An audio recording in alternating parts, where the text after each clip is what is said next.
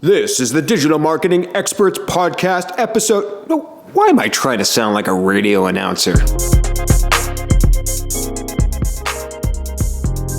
Experts on the Wire, episode 110. Barry Schwartz.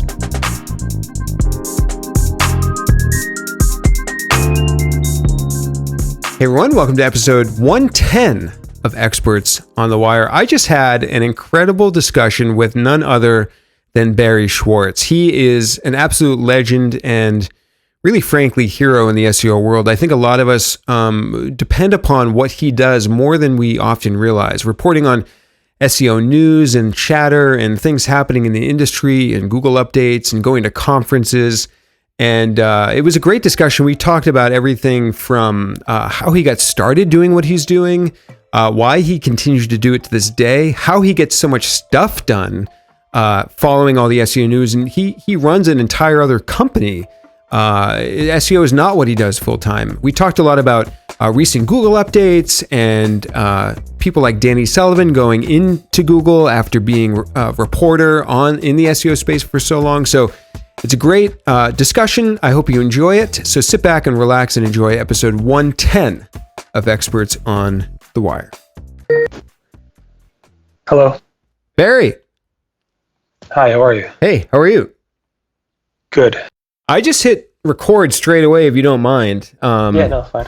I know you do this kind of thing a lot, and I wanted to make this a slightly more casual discussion or a little more freeform than usual. So if that's cool, I'm just going to kind of like consider this the beginning of the interview. That's fine. Yeah, works well for me. Yeah, so I want to talk about a lot. I want to talk about what you do, all the amazing work you do in the SEO world, but also a little bit about Google, a little bit about recent algorithm things that are always happening. But I wanted to begin by clarifying one thing. I always get confused between all the different SEO publications. Search Engine Land, Search Engine Roundtable, Watch, and Journal, and then Marketing Land. I'm wondering if you can help clarify for me and the listeners that might not be familiar, like, can you set this straight for us? What are the different publications and how do they all work? Okay. Yeah, no, that's a good question. Often people will tweet at me and saying, Barry covered this at that site, and that's the wrong site. I don't write there. So some history. I started Search Engine Roundtable, which is my personal, blog where I cover search news in 2003. The other few sites that were around then was Search Engine Journal and Search Engine Watch. Search Engine Journal, I believe, started by Lauren Baker, I think a few months before I started mine. Mm-hmm. And my concept was not covering news per se at Search Engine Roundtable, was covering what the SEO industry is talking about. What the SEM industry is talking about. So back then it was about discussion forums. Now it's more about discussion forums and social media like Twitter and so forth. And also Search Engine Watch was around, but it was writing like Danny Sullivan. It was like one post, one article a day, a really good deep article a day. And then they started a blog after that. And then Danny Sullivan, then I joined Danny Sullivan at Search Engine Watch to be the news editor there, like part-time. And then we created from there, obviously Danny left Search Engine Watch, and we all left Search Engine Watch to start Search Engine Land, which has been around for almost 14 years now, I believe. And there is obviously a bigger publication. It's owned by Third Door Media, which also owns Marketing Land and SMX, the Search Marketing Expo, and a bunch of other properties. So Third Door Media is Search Engine Land, Marketing Land, MarTech Today. It has a Search Marketing Expo and a bunch of other conferences. And Search Engine Journal has nothing to do with us or me. I never wrote there. It's just gets confused sometimes. Got it. Yeah. And I'm one among many that get confused. So I'm going to need to listen back to that explanation a few times to set it straight. But if anybody out there listening wants to make a little chart or something, I think that would be... at least for me, I write at Search Engine Roundtable and Search Engine Land. That's where you'll find me. Got it. Okay, great. So I want to talk a little bit about your backstory, but first I want to ask you a little bit about Rusty Brick. I think for myself and most of the listeners, we know you as Barry, the guy that writes about SEO and tweets about SEO, and you follow Google and you're just insane about how much you can keep up with. But you really have, that's not your job, right? I mean, you have a whole company. Tell me what Rusty Brick is. Is it you? Is it a company? Do you have employees? And what exactly is Rusty Brick? Yeah, so Rusty Brick's a company that my twin brother and I actually started back in high school in the 90s, 1994 actually. Yep. We're a software development company. We build software that's either mobile-based or web-based software that runs off the internet. Now it's all cloud-based software. We build stuff like emergency room hospital software to taxi cab software, stuff that helps businesses and organizations become more efficient through just building software for them. So that's my like day-to-day job. We have an office here. We have about 25 people in it, full-time, mostly developers, mostly on a LAMP stack, PHP, MySQL type of stuff. Mm-hmm. Obviously, some of that has to do with building some front-end websites, but the core of it is really 99%, 95% back-end development with interfaces, UX and experiences to build the software for it. Do you have a technical background? I'm not a programmer, but mostly everybody in my office are programmers, yeah. And how is your brother involved? I never even knew you had a brother, let alone a twin. Is he active online or is he more behind the scenes? I didn't know that you had a brother. Yeah, no. Yeah, I mean, it's on our website. His name is Ronnie. He pretty much runs all the technology stuff. Mm-hmm. He is the CTO, I guess, of our small company. I'm the CEO. I handle all the business-oriented stuff. He's not really... he usually doesn't go out there in the limelight. He might have a Twitter account. He doesn't tweet. So yeah, he has... SEO is really not a Rusty Brick thing. Obviously, it's known for people. It's funny. Our clients have no idea that I write about SEO, and the SEO industry has no idea that I do Rusty Brick software development, and amongst other things. So yeah, really, your clients don't know who you are in the SEO world. I find that kind of funny. Like, who are some types of clients that you have? I mean, you don't have to say names, but types of businesses or people that you might work with, or. No, I mean, we work with like a lot of startups that are trying to build out some cool idea. Some established companies. We have like companies like Pitney Bowes, HarperCollins, Harvard, Yale. Mm-hmm. So there's a whole mix of stuff, and that involves either building enterprise software for them or building cool little apps that help them gain some publicity. So basically anything custom that's not out of the box is what we build. And that could range from entertainment companies to universities to nonprofits or whatever. And so you're probably working for the CTO or somebody on the technology side. That's why they don't know about your work in SEO, probably. Exactly. Most of these people have no clue what SEO is, and nor do they care. It's just about making their company more efficient. And so I hope you don't mind. I like digging a little deeper into, because I think a lot of people are curious about Rusty Brick and what your involvement is with that. Like, are you managing your employees there? Like you said, CEO essentially. So what is kind of your day-to-day with Rusty Brick look like? Are you talking to clients? Are you selling? Like, what is your kind of day-to-day with Rusty Brick? Yeah, my day-to-day is just making sure everything is operating smoothly. I don't manage the actual details of every single project, obviously. We have my brother Ronnie manages that, as well as some of our project managers here. I'm more responsible for getting new business, for making sure clients are happy, making sure the bills are being paid, doing the payroll. How does Rusty Brick get business? Is it referrals? Do you do marketing yourselves?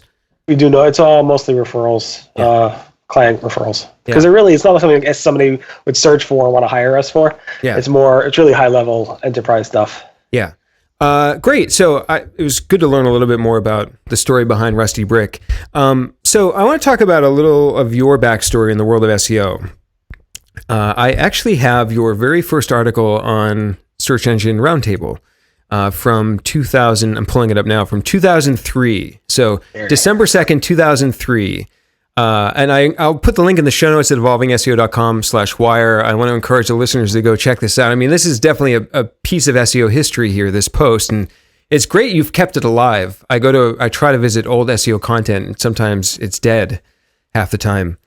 But I want to ask, what prompted you to begin the Rusty, as you call it here, the Rusty Brick web log? I don't know what. I have to look back. It's so long. I can give you the link too. I got the link. I found it. I should quickly read it. But I think I didn't know what I was going to publish it on. I didn't know if it was going to be its own domain name or what. I think I started on Movable Type. I don't know if you remember that content management platform before WordPress was out. Yep. Eventually, I just converted from Movable Type to my own content management system. Just do it so I could do whatever I want with it. Mm-hmm. Yeah, I think I don't know if it's the same. I didn't read it, but basically, the reason in my mind why I created it was basically a quick way for people to find the most important and most interesting discussions in the SEO community, because there's so many things going on in the SEO community, and most people in the SEO community do not have time to follow those discussions, and things get lost. So I try my best through various methods to find those discussions and then kind of bump them up and highlight them on the blog. Cool. So I do want to ask a little bit about this post, but I want to back up a few steps also. Like, what led up to this post? Were you doing SEO? I know you were going to conferences, probably paying attention to stuff. What kind of led up to that moment for you when you hit publish on the first post? So I believe some of our clients were like, how do we get our sites to show up for our company name or whatever it might have been? Yeah. And obviously I got interested, so I did some searching, joined some SEO discussion forums back like most people did back in like the early 2000s. Yeah.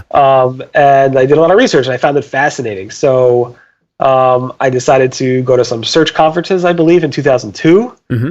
And then I'm like, you know what, maybe it'd be interesting to do some live blogging. I think I was like probably the first person to ever do live blogging in our industry, or probably one of the first people. I don't remember exactly. Yeah.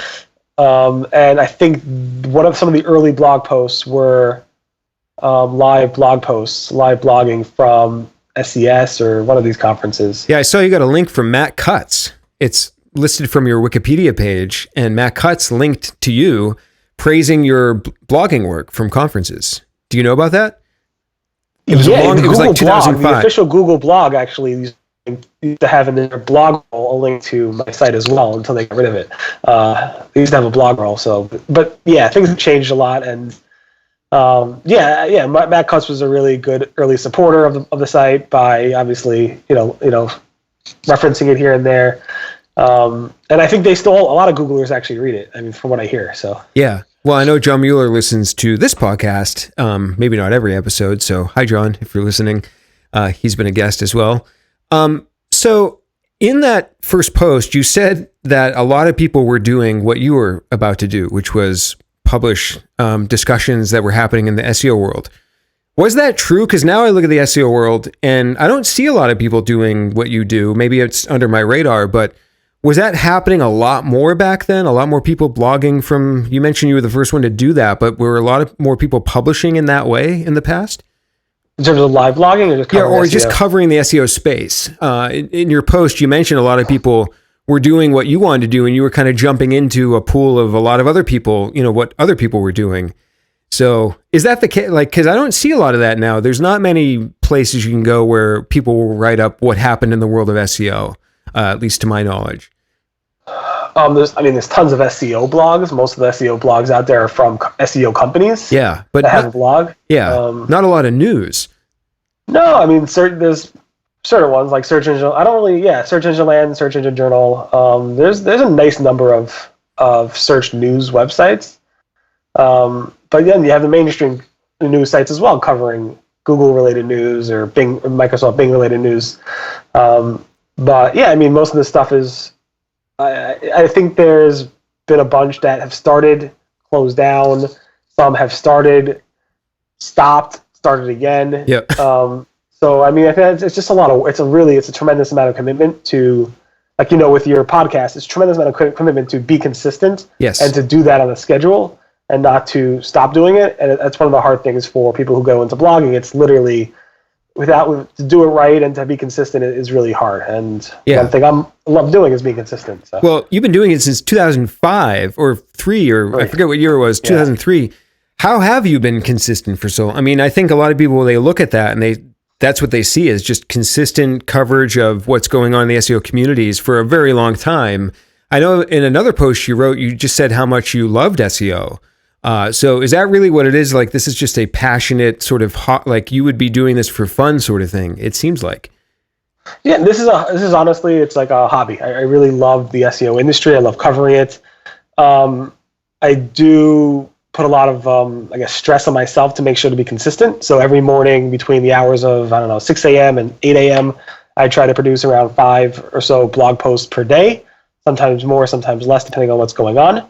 I also do a weekly video, which is basically a summary of the news, and now I'm starting this new vlogging thing, which is very, very time consuming. Yeah. But consistency is very important with that, and I want to make sure that if I'm doing it, that I'm going to do it right and not do it wrong.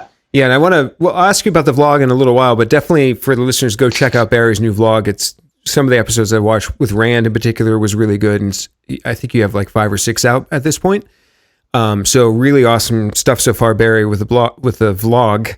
But so I want to circle to, a lot of people had curiosity around how you structure your time, how you publish so much content. So you mentioned kind of getting up 6 a.m. to 8 a.m., kind of following what's happening in the SEO world.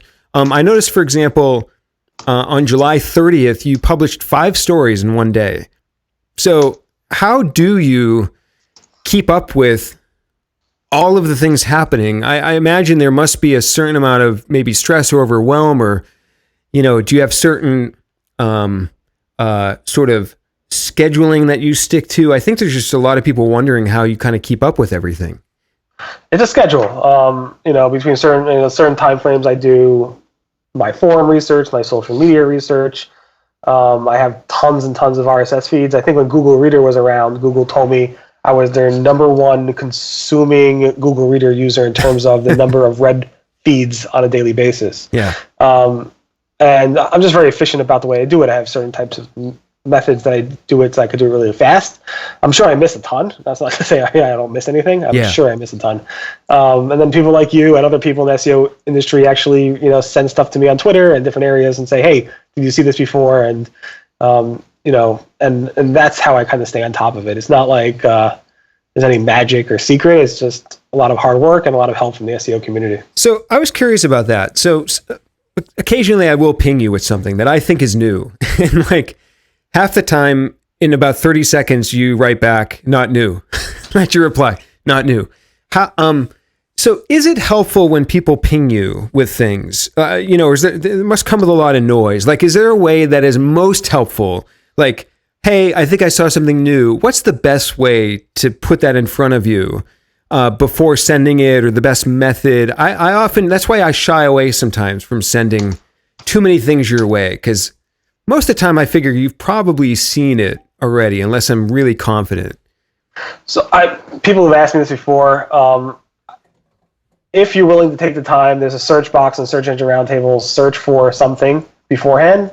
But I really don't mind it. Definitely, if you don't have the time and you think something's new, just send it to me on Twitter or via email. I'll take a look, and if it's not new, I could do the search also on my site. It takes me about 20 seconds to figure out if it's new by doing a couple searches, and then if it's new, hopefully I'll cover it. If it's has to be significantly important, I think. Can't be just like they changed the pixel size of the Google logo or something like that. Although I used to cover that type of stuff. I've seen some people write about details like that. So I want to circle back to your getting like 5 stories out in a day, like super nitty gritty, but have you tracked your typing speed ever? Do you dictate your like, I'm wondering how you just get the content out quickly. Like, I'm not a super fast typer. I use 3 fingers literally and a thumb to type. So I'm quick, but not that quick. And that's like, I feel like what slows me down doing computer work is if I could just get my computer to go faster, I could do things quicker. Do you have any technical tricks or things you've optimized in that sense to get this content out so quickly? I am a very fast typer. I never tested my typing speed. I would love to see your typing speed score. It was funny. I was sitting at a conference doing live blogging once, and I remember the person next to me just staring at me, and then I looked back. I'm like, what are you doing?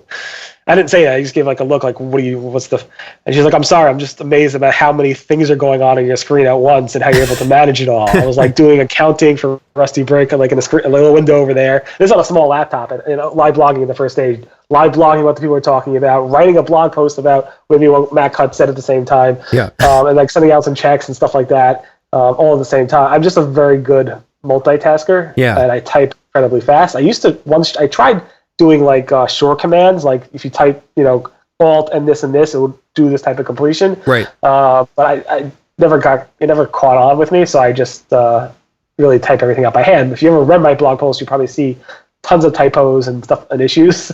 I'm sure all your readers love pointing those out to you. Yeah, it's not so bad. I looking back when you said looking at the first blog post I wrote, I was kind of nervous because I think it's gotten a little bit better over time, especially with the images and the GIFs and stuff that I make. Yeah. So, and actually, I want to describe to listeners too what I've noticed that you've masterfully done so far, I think, in this interview is, I'm guessing you're paying attention probably to something else on another screen that's happening while we're doing the interview, which is fine. I'm a multitasker as well. In fact, I sort of thrive with many things happening at once.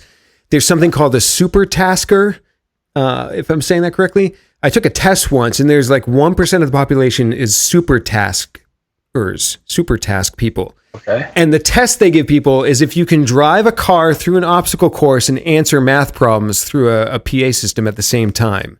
And so I took an online version of this and I passed. So I totally get that. But I want to describe to listeners that, like, I think you're looking at something while we're doing the interview, which Do you see my eyes doing that, the way I'm responding? Yeah, I'm seeing, like, I'm asking and you're looking. And so I'm just like, but you're like following everything perfect. And it's impressing me in the way that person at the conference was like, how are you doing so many things all at once? Which is very incredible. Like 2 clients right now messaging me and RSS feeds just to make sure I don't miss anything, and Twitter over here. So a question I want to ask, which I was going to get to later, but to do this interview, I booked a 90-minute spot on your calendar, which I don't know if we're going to use the whole time, but is that nerve-wracking for you, right? Like, what are you going to exit this interview and go back to? How many messages, how many emails, like how much stuff piles up for you in like a 60-minute block? So the good news is I have my screen in front of me, so it's not going to pile up. I'm going to be responding to emails while we're talking, and hopefully you won't notice, outside of me looking at different places. This is not a video, right? This is just audio, right? Well, yeah, I mean, I can see your video, but the podcast is just... But like when I'm sitting on stage at a conference and I'm speaking or moderating or something like that, like in a 40-minute session, I could have, I don't know, 50, 60, 70 emails piled up in 45 minutes or so. Yeah. So you mentioned that you do put stress on yourself, and I wanted to ask about that because, I imagine if I were to do what you do, which is cover stuff just happening, that would be super stressful for me. I'd like the excitement. I like following the stuff in the SEO world, but I don't think I could do what you do. So does it come with a certain amount of stress of trying to pay attention to everything? So I think you could. I think you're pretty on top of things, just to say that. I think you're pretty good at that. I appreciate that. But yeah, it's a different type of stress. It's not like a nervous money stress or whatever, God forbid, health stress or something like that. Yeah. It's just I feel a strong commitment to the SEO community. Yeah. And thankfully there are some other, when Danny left as well, it was like, all right, I kind of got to step it up and do more and stuff like that. I feel that commitment, but at the same time, it's SEO. It's like nobody's dying if I don't write one day or something like that. Yeah. But even on Jewish holidays where I could be offline for 3 days because of my religion, I can literally, it's somewhat stressful because I don't know what's going on. I'm missing some stuff.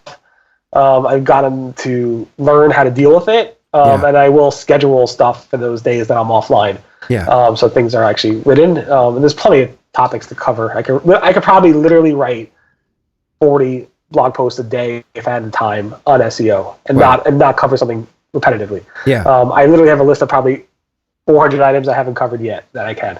So I've noticed when you do go away for your religion for like 2 days, 3 days, etc., you'll say these tweets are scheduled. Yes. Do you schedule anything else, or when you're on Twitter and I see you and you're not on holiday or something, like that's you're live on Twitter, or is other stuff scheduled? So the only things that are scheduled are, specifically with the blog post, is when it says it's scheduled. There are times when I'll travel for a conference and I know I'll be on the plane at a certain time. Like I usually like to publish between like 7 a.m. and 8 a.m. or something like that. I will like be in the airport lounge scheduling stuff at midnight to be published at 7 o'clock in the next morning. So it's fairly live. It's stuff I would have written anyway a few hours later. The tweets, Yeah, because some I of them see are when scheduled. you, like, if you publish 5 posts a day and you're tweeting those out 2, 3, 4 times, maybe max across the day or two they come out, like, that's a lot of tweets to keep track of. You know, are you just thinking of it like, oh, I wrote this thing, I need to tweet about it again in case you missed it, blah, blah, blah, blah, blah. Are you, So when I write the blog post, the first time I tweet it, I'll tweet it live after I write it. Yeah. And then right after I tweet that live, I'm going to schedule 2 more posts throughout that same day. The first follow-up scheduled post would be, or tweet will be, another title with another take on how that article is, and then I'll do it in case you missed later on, like around 2 or 3 o'clock Eastern. The things I've always wondered. So I want to shift a little bit, ask a little bit more about yourself. Now, I do want to talk about Danny Sullivan and Google and some things happening in the world of SEO. How did you get a Wikipedia page? Did you create that for yourself? And if so, I'd love to know a tiny bit maybe of the process behind that. So it's funny. This is early days Wikipedia. Yeah. And I think I created it. I think somebody was like, make your own Wikipedia page. So I was like, okay. Yeah. So I did it, and then I learned very quickly that's a no-no. You don't do that. Yeah. So after I did it, some other guy said, I'm going to just clean it up for you and whatever, and somebody did that. And then there was like a whole fight in the Wikipedia community about should this article, this Wikipedia article, whatever they call it, stay or be a keep or a stay. Yeah. Get delete or keep, that's what they call it. And that came up, I think, 2 or 3 times. So each time it was voted as a keep by the editors at Wikipedia, with a lot of people who hate it. SEOs are not liked by Wikipedia editors. That's something that's well known. Ultimately I wrote the original one. It was updated a few times by other people. And there was debate in the Wikipedia community amongst editors to keep it or not. And ultimately it was decided to keep it. Got it. Very interesting. Because I noticed when I Google your name, you have a knowledge panel on the right for your name with a Wikipedia link. There's a bunch of Barry Schwartzes, so you got to be careful. Yeah, well, I always do Barry Schwartz SEO. That's how I get. That's how I get to you. So let's talk a little bit about Google. First, I did want to begin and talk about Danny Sullivan a little. I'm sure you. I don't know the extent of how well you know him. I'm sure you know him fairly well, to maybe even really well. I don't even know your particular relationship, but it was interesting to me when he went over to Google. I think my initial response to that was I was actually excited. I know he's always been a champion of trying to get information and communicate with SEOs. I mean, he's been an incredible SEO journalist and interviewer, interviewing people like Matt Cutts and Gary Ish, and the list goes on. I feel maybe slightly dissatisfied, or maybe I had high expectations of what would happen when he went to Google. I feel like he's done a good job at communicating some things, and certainly having that search liaison, title and role has been helpful in certain extents. But in certain ways, I feel like maybe there's not as much change being affected as we would like, or things being communicated as we would like. So I'm wondering your take on his sort of position in Google, and maybe pros or cons, or anything that occurs to you with his role there. Yeah, I mean, I don't know what expectations I had. I was honestly personally shocked when I heard that he went to Google. But in hindsight, it made a lot of sense, because he gets to write about search, which he never liked writing about SEO. He writing about title tags and links. He always liked writing about how search worked. That was his thing on Search Engine Land, was how Google released this feature, how does it work, how could you benefit from it, etc. And then he got the opportunity after he decided to leave Search Engine Land. And he didn't get the opportunity before, just to be clear. He didn't know about this until, I think, a few months after. Mm-hmm. Google came to him and it's like, hey, what do you think about being involved in telling people how Google works? And he's like, that's perfect. Now I can talk about how Google works from inside Google. And he's written some really detailed blog posts at Google. He's been obviously communicating on his own Twitter account and the Google official Twitter account around how search works, and with his bugs, he kind of chimes in here and there and explains things. I think in a very level-headed manner. Mm-hmm. But I don't know. I didn't know what to expect in terms of him responding to Google algorithm updates, or, I didn't know if the transparency would improve per se. I was hoping it would. And I think it has a little bit from where it was prior to Matt Cutts leaving. But I don't know. I didn't really have any expectations, to be honest. So Yeah, I think it seems like there's been some more transparency around the Google updates. I mean, announcing some of the core updates ahead of time. The one area that I felt a little disappointed in was when he asked Twitter for some people to give feedback on Google that he could pass on to the team. I mean, the overwhelming feedback was people were concerned about all of those SERP features in Google that are taking away from clicks, cluttering up the SERPs. You know, I see like a new SERP feature every day, practically, it feels like. So do you think that information is getting through to Google that he's asking for? I mean, it certainly on the surface, it sounds like a great thing that they're trying to do, but then you go look at Google and it's just cluttered with all kinds of things that don't get clicks and knowledge panels, and it seems like there's a disconnect there. Yeah, I mean, I wrote a post about this. That specific thing, he did collect the feedback. He went to this what's called the Google Science Fair project or Google Ranking Fair. Yeah. And he created this board and basically highlighting the complaints from the SEO industry, specifically around those types of topics. So voice instances, feature snippets, publisher traffic, et cetera, 0 clicks. So I think he's definitely getting the word out multiple ways to the Google engineers and whoever makes the decisions at Google. But ultimately, I don't think he makes those calls. I think it goes up the ladder and somebody else makes those calls, although I believe he has a very, very strong voice in the company, especially around search. Mm-hmm. Where do you think sometimes I get nervous about the direction that Google's headed with all the SERP features and the 0 clicks, even just as a user. So it's not even a moral thing. I mean, that could be a separate issue, but sometimes as a user, I go to mobile, I search something, and I don't know if you feel this way, but it's very overwhelming. There are a lot of things to click on. There's related stuff at the bottom with images. There's people also ask. There's thumbnail images for each result. What's your take on the current state of Google's SERP, mobile and or desktop? Do you like the direction that they're headed? It's a good question. I think, this all started when universal results came out back in, 2009 or something like that, 2007. I forgot what it was exactly. Yeah. Where Google would not just show 10 blue links, but they'll show vertical niche areas of image search and videos and maps and so forth. And now obviously Google's doing answers and other features. It's very colorful. Sometimes they have these crazy ads, like in automotive space, or it'll be video ads. It was fun. I think I did a presentation at XMX Israel or something, and John Mueller was there.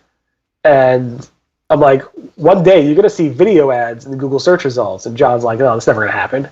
And you kind of do. You see these, you have to hit play to play them, but they're there. The automotive ads are pretty video-based.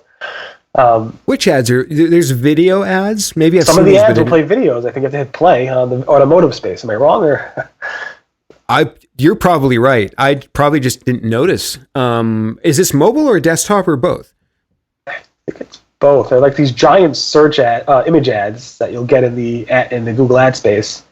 I could probably send you link to an article with an image of it. And when you click on them, they'll actually go ahead and lead you to start playing a video sometimes. I'll try to send you an image of it so you can see it. What do you think their thought process is behind all this SERP changes? I mean, they, from a core SEO standpoint, they always say they want to optimize for quality, whatever those metrics are for them. But I always question, is it quality to have all this stuff? And, Orbit Media did this great post. Andy at Orbit Media did this post where he showed the average pixel, point where the first result is like way lower than it was a few years ago. What do you think they're optimizing for with all the SERP features when people aren't clicking on stuff? So that's a good question. I believe they test everything, so they're obviously optimizing to make sure people have a experience that they're looking for. And I don't know those specific metrics, but everything they do is measured. So the question is, if they're showing a feature snippet and nobody's clicking on it, how do they measure that success? I don't know. But I believe whatever you're seeing there, outside of maybe the ads, let's say the organic features, whatever you're seeing there, I believe they're there for a reason. So because Google thinks they are the most relevant way to show the answer. You got to believe that, at least on the organic side. I don't think, and I truly do believe when Google says the ad team and the organic team are completely separate, I truly believe that. at the same time, obviously, the ads are pushing down the organic results. The ads are kind of clouding the organic results.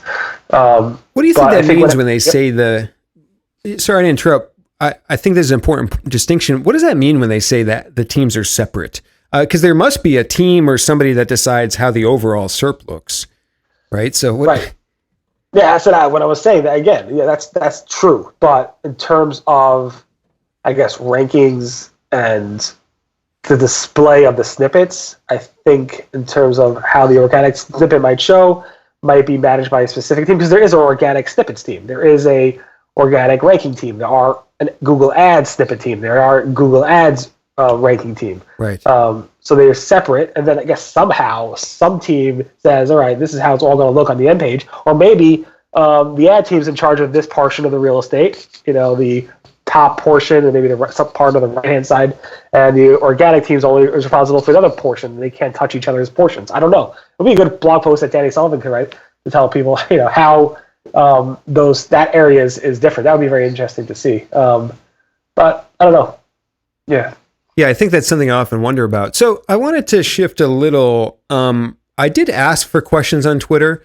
I'm going to pull up that feed right now. But the first question that occurred to me, because I asked for questions on Twitter, and then you retweeted it. So thanks for doing that and getting it on people's radar. I hadn't ever gotten as many kind of snarky-ish replies to that before. So, and on your blog too, and this must be a frustration point, there's very often snarky, sometimes mean comments. I know it comes with the territory. You have a very huge audience, so there's always, the vocal minority or whatever. But why do you think there's this snarkiness with, replying to your posts or in general in other forums in the SEO world? Where does that kind of stem from? Good question. I'll give you an example. Like I asked for questions and somebody replies, "Can a brick really get rusty?" Yeah, I think I'm fairly sarcastic, I think, in general. Yeah. I also think Google's known for their sarcasm as well. Mm-hmm. So I think some of that has to do with that. I don't know. Trying to think. Well, Google, again, a lot of things that Google does is sometimes, one hand's not talking to the other hand, and one department's not talking to the other department, and because of that, what they might say over here is not what they actually do over there, and people see that to be somewhat, what's the word? Lack of transparency or misleading or... I guess somewhat misleading a little bit. Yeah. But I think it's mostly because of my personality and the way I write is somewhat sarcastic here and there. Mm-hmm. So I did get two good questions I want to ask you from Twitter, actually. So don't know how to say his name, but he's at OWAISSHAH211 on Twitter. He wants to know, how do SEO journalists like yourself handle pressure from the community when there's a major algo update and you don't know what to say? Like, you must get a lot of people thinking like you're Google or the algorithm, or people asking you these sort of questions. So how do you kind of handle that when you get those so that's questions? a kind of two-part. One is, people think, some people do think I'm Google and that I press the button and they take it out on me personally, which is a separate topic. But in terms of, I don't know what's changed. I will basically say there is a change happening.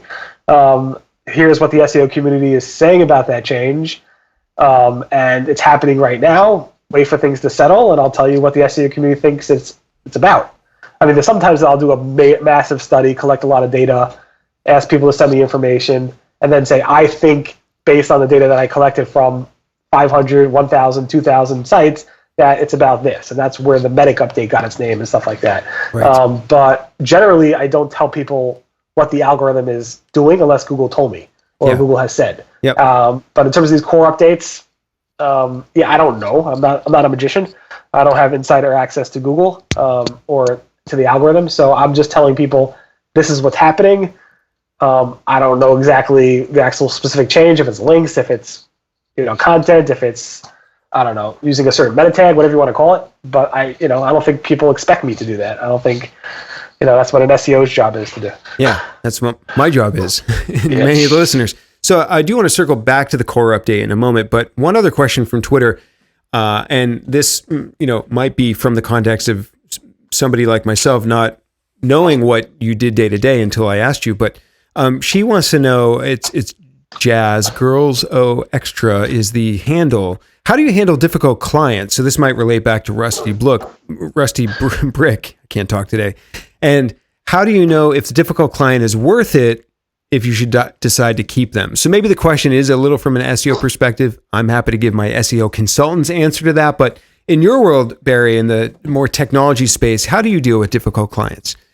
Well, first I'd like to say that I'm happy I don't provide SEO services for a number of reasons outside of it not causing potentially having any bias in what I write. Meaning, I'll give one quick example. Google might go ahead and say widget links are no longer something that we like, and we'll go ahead and penalize you for widget links, and then you'll have an SEO company that does widget links, write a blog post about, well, Google doesn't mean these types of widget links, they mean those types of widget links. So I have no bias when Google goes ahead and says penalizes something, or I have no bias when it comes to that, which makes my writing a little bit more objective, I believe. Yeah. But in terms of another reason about not doing SEO is that you can't control, none of us can control the rankings. You could have a client that has a number one ranking today, and tomorrow Google could press a button and bam, it's gone. When it comes, so that's hard. That's hard to manage from client expectations, and there's obviously ways that you could suggest to manage your client expectations around that. And there's obviously I've seen a lot of SEOs talk about that topic, and I probably even written about it. But in terms of Rusty Brick, it's fairly more straightforward. Like, here's a spec, here's what we're going to build, here's what we're going to deliver. Of course, the spec might change over time, which is fine. I have experience on how to manage that and managing client expectations. But the bottom line is you have to treat your clients like gold. They are incredibly important. If they treat you, you should treat them with respect. They should treat you with respect. And I think ultimately you'll have a great relationship. I think that works across any business line. Respect your clients. If they should respect you, and if they don't respect you, then you should be working with them. So. Yeah. Do you have to deal with clients that want a quick deadline? I know in spec work, that can even be an issue sometimes of, they want things right away. And how do you deal with that? Yeah, I mean, we always have to deal with those types of things. And thankfully, I have a large enough team where I'm able to move around resources to make it possible. So right. Yeah. It works. That's good. So I do want to chat about the core updates. I have my own opinion. I probably spent 20 hours writing a post first in March when the March update happened, and then worked on it again in June when the June update happened, because I'm sort of in a minority where I sort of feel as if most people publishing and writing about and talking about these updates are not doing it from the right perspective. So I could offer my perspective on it, but I'm curious of yours. Like, what do you think Google is really looking at doing with these core updates? Since Medic, they're a different animal than prior updates from what I've noticed and in my opinion. So what's the shift here that Google's making with these core updates? So again, I'm not doing SEO on a daily basis. I can give you my opinion based on what I see lots of SEOs talking about. That's the distinction. Yeah. And I always say that again, it's based on what I'm seeing the SEO community talking about, and from looking at the sites themselves as well. And I think that perspective would be valuable for listeners because, again, that's what you do. You distill what the community is talking about and communicate that kind of in a very nice, concise way. So I'd love to hear, I know people can go read articles and stuff, but your quick take on what's the latest, it's July 31st. What is the July 31st sort of current state of the union when it comes to core updates in the SEO world? I mean, the core updates, I think, are really about assessing that authoritative quality. I think it's more about, like, can we trust this type of content? Is it written by somebody who knows the topic and so forth? And I think it's really, lack of better words, amped up, not in terms of Google AMP, but just, the volume is turned up on that, or the signal's turned up on that around the whole YMYL topic, especially with medical related topics. Yeah. And I think Google has been two things. One, trying to get better at assessing the quality, trustworthiness, authoritative, expertise, the EAT thing, which you probably talked about 1,000 times, but also trying to get better at that while they're also expanding what they consider YMYL.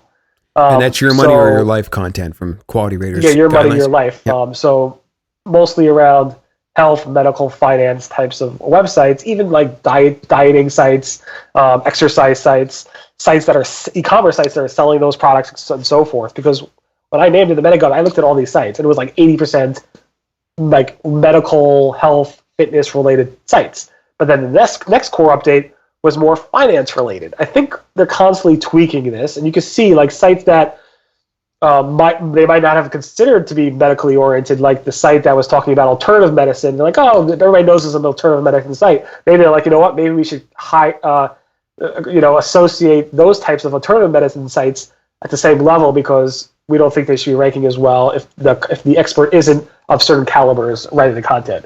And I think you saw that with the I guess the March update. Mm-hmm. And I'm just shocked that Google hasn't really confirmed anything with the updates we recently saw. Yeah, there's some chatter. Again, it's July 31st, 2019, but there's been some chatter recently as well, right? Yeah, there's been some chatter, around July 11th, 12th, 13th, and even some massive chatter on the 18th. And Google has said absolutely nothing. Nothing off the record, nothing on the record to me. Why do you think Google doesn't say anything sometimes?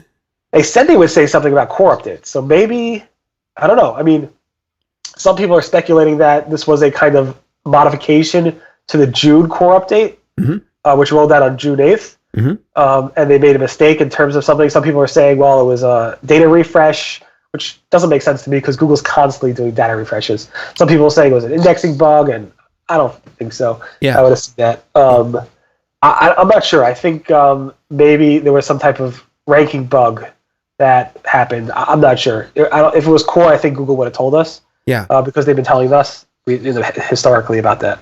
And you would think through deduction or process of elimination that if it's not announced, it's not a core update of any. You would think so. Yeah. Or maybe it was something they messed up on and they don't want to admit it.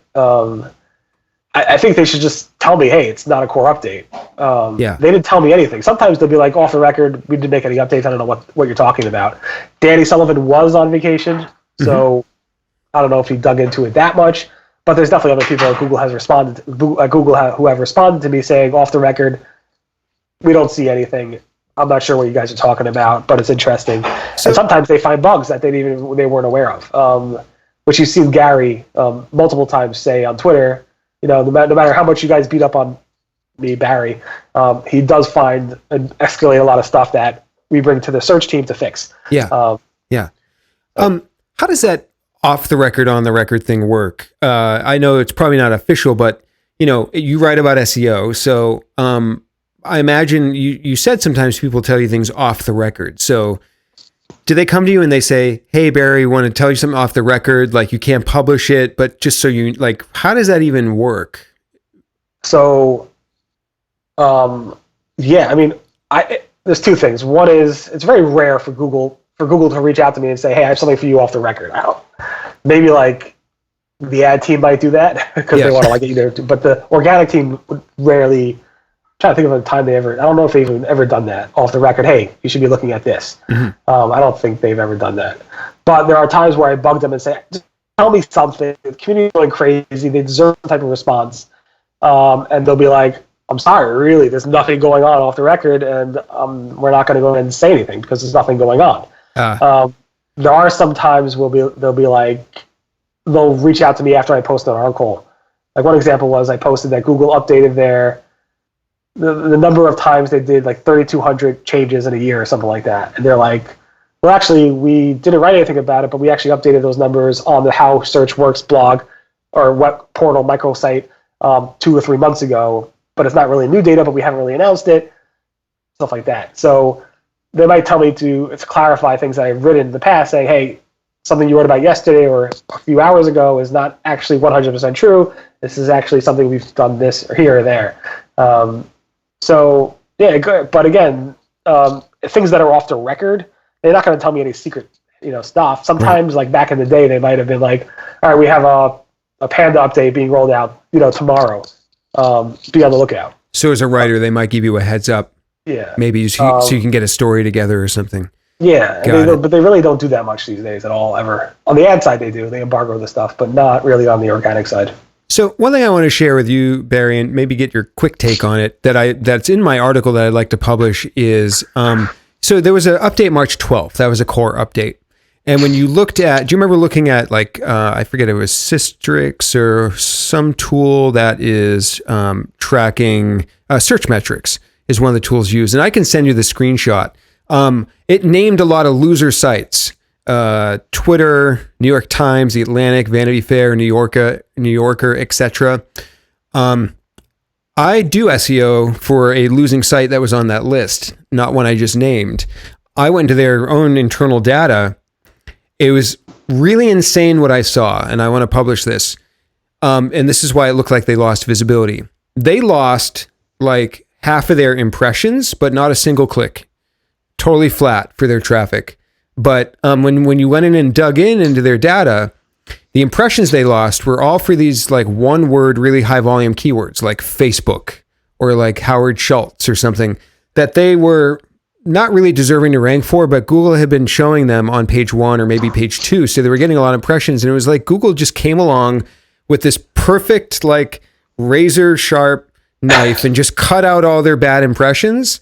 And so the tools, you look at these tools and then people covering traffic losses saying, oh, these sites are losers, but they weren't a loser. It's just they lost impressions, and those tools are really going on impressions and then estimating clicks. I think they're clear about that's a visibility thing in terms of what visibility they're losing in Google in terms of impressions. Yeah. That's what they call it, visibility. They don't call it like traffic loss per se.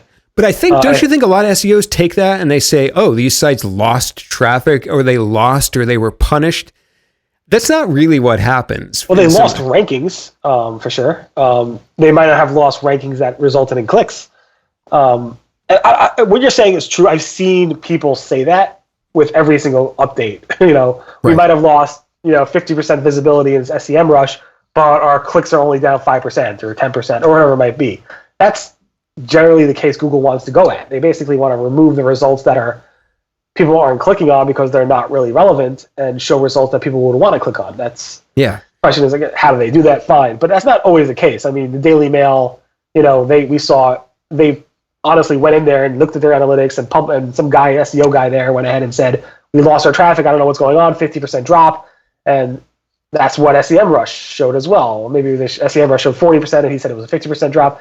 So it's not always exact, but there's also like in Webmaster World, they have this thing called zombie clicks or zombie traffic, and I think what you're seeing there is like Google trying to get better at not sending people over to your site that are zombies that are not converting. Although I have a post from John Mueller basically mocking the whole zombie thing as well. It's fun. The SEO community is a lot of fun. You see why I cover it. Yeah. Well, here's the other interesting thing. The second interesting thing about this is when you dig into Searchmetrics data by date, they don't have it by every day. It's weekly. So this drop that happened when I dug into the firsthand data from this client that I work with, their impressions drop was on March 3rd, not the 12th. I think it was March 3rd. Yeah. So this visibility drop, according to Searchmetrics, wasn't even the sites that were affected on the March 12th update, because their dates are only weekly. So when you go and look at their chart, it actually, all these sites started losing their traffic the week before the March 12th update, which I also found very interesting. Well, there was an unconfirmed Google update around March 1st or so. Yeah. So that's what I think. And that's what I see and fear in some of this, is that SEOs will see that and then go, oh, well, the New Yorker lost traffic. Then they'll look at their site and try to figure out what they're doing wrong. And it sends people down the wrong path, it seems like. Right, which is why recently I've been doing a Search Engine Land, kind of finding on earnings reports mentions of like Google and SEO, and then reaching out to these big public companies saying, oh, you actually discussed, you were hurt or you benefit from an algorithm update. Could we talk about that? And most of the time, if they were hurt, they would say no. But if they benefited from it, they're more than happy to talk about that with me. And I spoke to like Overstock and Expedia and so forth, and they went through and said, yeah, we confirmed that we had an increase in traffic on this date because we're doing SEO the right way, and we're building great content, and we're wonderful people, and we're a great company, and you should invest in us and buy our stock. But it's always interesting to speak to the companies that SEMrush and Searchmetrics and all these companies are saying I'm losing visibility, to see what's really going on, especially when you scour the forums and seeing a public company or a big company like Daily Mail complaining about their traffic. That's like, wow, I can't believe you actually posted that and confirmed it, because you can always deny those impression charts from SEMrush and Searchmetrics because they don't have access to your Google Analytics or to your internal data. Yeah, that's really good to reach out to those companies, because I think it's, I'm not confident just looking at third-party data to be confident that a site got hit. I want to ask you a little bit about some things I learned from Gary Ish in 2017. So I don't know if you saw, I recently posted a voice memo I made after eating dinner with Gary Ish and like 8 or 9 other SEOs. Paul Shapiro was there. He was the one that invited me. I took a while to publish this because I didn't want to kind of eat dinner with Gary, and then there was no explicit ask to not share stuff, but I felt there was maybe a little unspoken trust between what we talked about that night. So it took 2 years to share it, but I finally shared it, and I want to ask you your take on a few things that are in this voice memo, my notes from that dinner. Things if you've also heard that you can confirm, you have sort of an encyclopedia in your head of Google things. Before you do that, so you were recording this with Gary's permission, right? No, we did the dinner. I did not record the dinner. Okay. I hopped in my car afterwards and recorded like a 12-minute voice memo to myself. Yeah. Yeah. 100% off. Yeah, I would say that's off limits unless he told you after the fact that it's cool. Yeah. No, I didn't record anything during the actual dinner. But, in the SEO world, you train yourself to have a good memory, right? I left a 3-hour dinner like holding all this stuff in my head, and I recorded every single thing I remembered afterwards. There's certain things. If I had a dinner with, I've plenty. I would not be personal, so people know. I would never ever publish anything that's said to me privately that's not public. Period. Right. Even if they told me it's okay, I'd say if you want me to publish it, post it somewhere that I could say, here is you posting it. Post it on Twitter. Post it anywhere public that I can reference it, because I want to be crystal clear that I am not breaching anybody's confidence and so forth. So just if anybody's listening and they're worried about that. Okay. So before I ask you these things, did I maybe not do this right? I just did these notes. I waited over 2 years. I would have asked Gary beforehand, just personally. I don't know if it's wrong. I don't think he'll be upset. Yeah. I see what you posted. I don't think any of it's like, oh my God. Yeah. But go ahead. So one thing he said was that partial manual actions expire automatically. Yep. Is that something you'd heard before? Yeah. Okay. 100%. Yeah, even before Google actually went ahead and used to communicate those manual actions in Google Search Console, Matt Cutts and others have said, yes, they expire and they'll renew by themselves over time, and they might get harsher, so forth. Yeah. He also mentioned Panda. They have a Panda score. Like every website gets a Panda score. I don't know if he means like it's maybe like a page rank type of score. Anymore. It definitely was true. I don't think that was ever on the record. So you publishing that might get somebody in trouble, but I don't think he cares anymore. Okay. Yeah, that's what I thought. I've definitely seen that myself. Okay. Well, fingers crossed. And then one last thing is he also said that eventually they want Penguin to replace all manual actions. Like they want the algorithm to do all their manual actions because it's more efficient, it's better at it and less biased. Obviously with link manual actions. Yeah, link manual actions. Yep. Yeah, no, I think he's been kind of communicating that since Penguin became real time. Yeah. Or and since Matt's left, and yeah. So yeah, at the same time they're still doing manual actions for links. So and that was 2 years ago, this interview. So yeah. Yeah, exactly. All right. Well, John or Gary, if you're listening, don't yell at me. Is all just trying to help the SEO community. That Panda score thing might get you in trouble. But I don't know if it's true anymore because Panda is now built into the core algorithm very tightly. So I don't know how true that is today. But definitely back in the day, yeah. I guess we'll find out. So I wanted to shift in the last few minutes here, talk about your new vlog. Like I said, you've published some great content so far. If I ever find myself in the New York area, I'm definitely going to hit you up and see if you. Where are you? I'm in Massachusetts, in Worcester, Mass. So I might drive up at some point. Oh, cool. Yeah, a lot of great SEO folks up this way. Yeah. Eric Angie nearby. Yeah. But I want to ask you about the vlog. So on top of everything else you're doing, we talked about your writing schedule, your work, managing your company. Why did you start a vlog on top of everything else? Obviously it must be something you're very excited about, interested in doing. A couple reasons. One is I found this cool DJI pocket camera, and I'm like, I want to play with it. So I bought it, and I then bought it. I'm like, I'm never going to use this. When I bought the drone, DJI drone, mini drone, whatever you call it, and it literally sits on my desk for the past year and a half. I haven't even turned it on. I'm like, I need to use it. So I'm like, I'm going to start a vlog, see how it goes. And then obviously with the vlog, I'm like, how can I help the SEO community? And I figured if I could highlight some SEO personalities, discuss what they do, either it'll help them in their own agency get more business, potentially, or maybe help them get a new job or promotion or something like that. And so far, I only done like 5 or 6 vlogs. So far, 2 of them have told me that they got multiple new clients out of it. That makes it worthwhile right there. So I don't take money for it or anything. I want to do it to help the SEO community. Are you producing it 100% yourself, shooting the video, editing? Yeah, that's a question. So I am shooting the video 100% myself on the camera.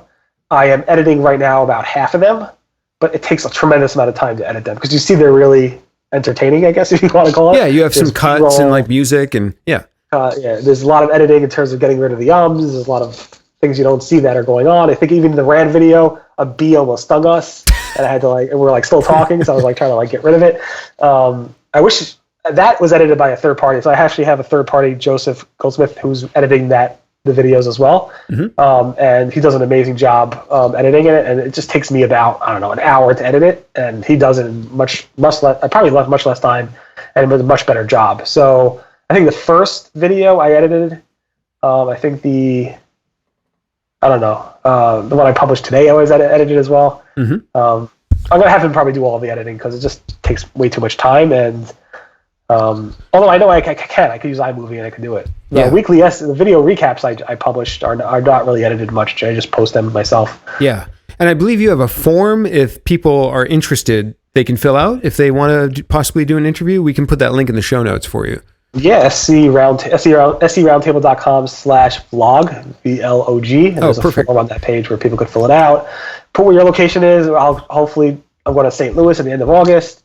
I'll definitely be driving up to Albany and hopefully by Boston area and stuff like that to try to interview you and a bunch of other people. So it should be fun. Great. Yeah, if you drive to the Boston area, Worcester is on the way. So let me know, and you can stop through on the way up to Boston, or I can meet you in Boston too. So before I just ask the last question or two, somebody on Twitter, when I asked for questions, I did make a comment about some people being a little snarky, but I had one person say something which I think speaks to the sentiment of a lot of people in the industry. And I don't know if I see in the thread here, but basically, yeah. So George Salib says, just say thank you for everything you do in the community. And I think for myself and for a lot of people, we all share that sentiment. I know you catch some spam comments and people being mean once in a while and stuff, but I think on behalf of myself and all the listeners, we really, really do appreciate what you do in the community. So everybody visit, all your sites. We'll put all the links in the show notes. Check out your vlog, fill out the form. And make sure to just follow everything Barry's doing. Last question or two. So speaking of which, can you give us your online links that you'd like the listeners to go check out, all the domains and social profiles? All right, I could drop some malware in there as well, or no? No, okay. Obviously, Rusty Brick is my corporate site. You can learn more about me. I think it's pretty updated, rustybrick.com/Barry. Search Engine Roundtable, SERoundtable.com, searchengineland.com. My Twitter, I'm very active on Twitter, is @RustyBrick. I have @Barry Schwartz, but I don't really use it. Yeah. And then, if you can, definitely subscribe to my YouTube channel. I'm trying to get that, what's that $1 million, the play button? The $1 million play button, the million play button. Yeah. I like that. I'm only, 980 something thousand away, or 990,000 subscribers away. So I believe they do one for 250,000 or maybe in 100,000. So they do a silver one and maybe they do a couple on the way up to 90,000 plus subscribers. I appreciate that. Okay. Let's see what I can do. And then finally, you mentioned being in St. Louis. I don't know if that's for a conference or something, but is there any events out there in the real world that people can come say hello or maybe sign up to be interviewed? Yeah, so I was just at MozCon, but I will be at pretty much all the XMX events, Search Marketing Expo events in the States. Mm-hmm. I was at the London one back, so I'll hopefully go back to that. But if you are going to any XMXs, I will definitely be open to interviewing you and featuring you guys on the vlog. Cool. Well, awesome. Thank you, Barry. Thanks for joining us on Experts on the Wire, episode 110. And we'll talk to everyone next time. That was fun. Thanks for having me.